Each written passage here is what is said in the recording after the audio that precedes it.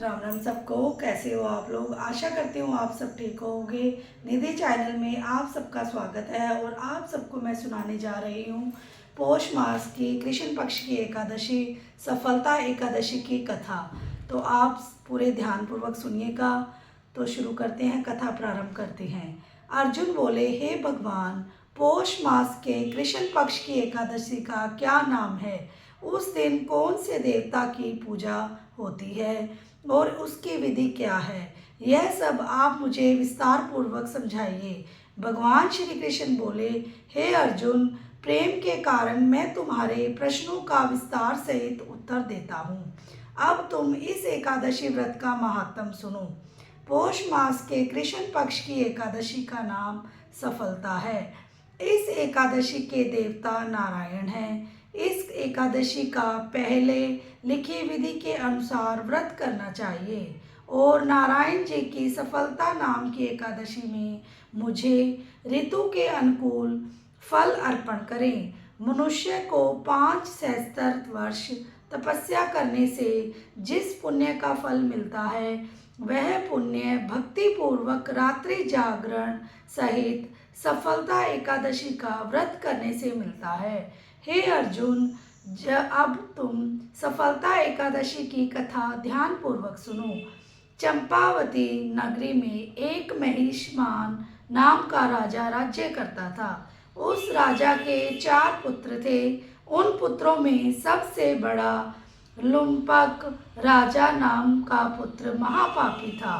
वह हमेशा पर स्त्री पर गमन तथा वेश्याओं के यहाँ अपने पिता का धन व्यय किया करता था। वह सदैव देवता, ब्राह्मण, वैष्णव आदि की निंदा किया करता था।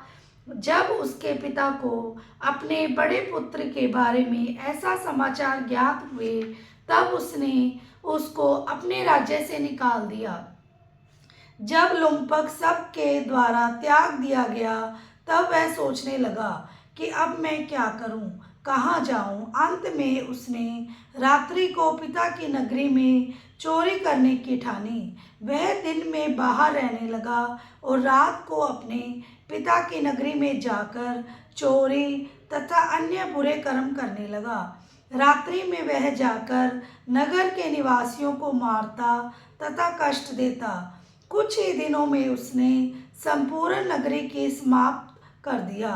प्रातः उसे पहरेदार पकड़ने पर भी राजा के भय से छोड़ देते थे। जिस वन में वह रहता था, वह भगवान को बहुत प्रिय था। उस वन में एक बहुत पुराना पीपल का वृक्ष था तथा उस वन को सब लोग देवताओं का क्रीड़ा स्थल मानते थे। उस जंगल में पीपल के वृक्ष के नीचे महापापी लुम्पक रहता था। कुछ दिनों के बाद पौष मास के कृष्ण पक्ष की दशमी के दिन वह वस्त्रहीन होने के कारण शीत के मारे मूर्छित हो गया। शीत के कारण वह रात्रि को न तो सो सका और उसके हाथ पैर जकड़ गए। उस दिन उसकी वह रात्रि बड़ी कठिनता से बीती, परंतु सूर्य नारायण के उदय होने पर भी उसकी मूर्छा न गई। सफलता एकादशी के मध्य माह तक वह दुराचारी मूर्छित ही पड़ा रहा। जब सूर्य की गर्मी से उसे कुछ गर्मी मिली, तब उसे होश आया और अपने स्थान से उठकर गिरते पड़ते वन में भोजन की खोज में चल पड़ा। उस दिन वह जीवों को मारने में असमर्थ था, इसीलिए जमीन पर गिरे हुए फलों को लेकर पीपल वृक्ष के नीचे आया। तब तक सूर्य भगवान अस्ताचल को प्रस्थान कर गए। उसने उन फलों को पीपल की जड़ के पास रख दिया और कहने लगा कि हे भगवान, इन फलों से आप ही तृप्त होवें। ऐसा कहकर वह रोने लगा और रात्रि को उसे नींद न आई। उस महापापी के इस व्रत तथा रात्रि जागरण से भगवान अत्यंत प्रसन्न हुए और उसके समस्त पाप नष्ट हो गए। प्रातःकाल होते ही एक दिव्य रथ अनेकों सुंदर वस्तुओं से सजा हुआ आया और उसके सामने खड़ा हो गया। इसी समय आकाशवाणी हुई कि हे राजा पुत्र, भगवान नारायण के प्रभाव से तेरे समस्त पाप नष्ट हो गए हैं। अब तू अपने पिता के पास जाकर राज्य प्राप्त कर।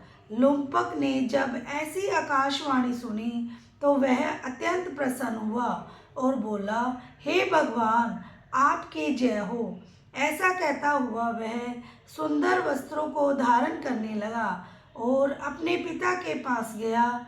उसने संपूर्ण कथा कह सुनाई और पिता ने उसको अपना राज्य सौंपकर वन का रास्ता लिया। अब लुम्पक शास्त्रानुसार राज्य करने लगा और उसकी स्त्री पुत्र आदि भी नारायण के परम भक्त बन गए। वृद्धावस्था आने पर वह अपने पुत्र को गद्दी देकर भगवान का भजन करने के लिए वन में चला गया और अंत में परमानंद को परम पद को प्राप्त हुआ। हे भगवान, जैसे आपने लुम्पक का कष्ट निवारण किया, सद्बुद्धि दी, वैसे ही हम सबको देना और कथा सुनने, पढ़ने और अंकारा भरने वाले को। तो एकादशी का व्रत का बहुत ज़्यादा महत्व है और हम सनातन धर्म से जुड़े हैं और हमें एकादशी व्रत अवश्य ही करना चाहिए।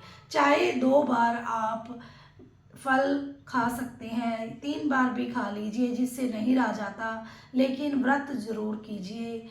और चलो थोड़ा सा कीर्तन करना चाहिए कथा के बाद। श्रीमन नारायण नारायण नारायण, श्रीमन नारायण नारायण नारायण, भजमन नारायण नारायण नारायण, श्रीमन नारायण नारायण नारायण, जपमन नारायण नारायण नारायण, लक्ष्मी नारायण नारायण नारायण, श्रीमन नारायण नारायण नारायण।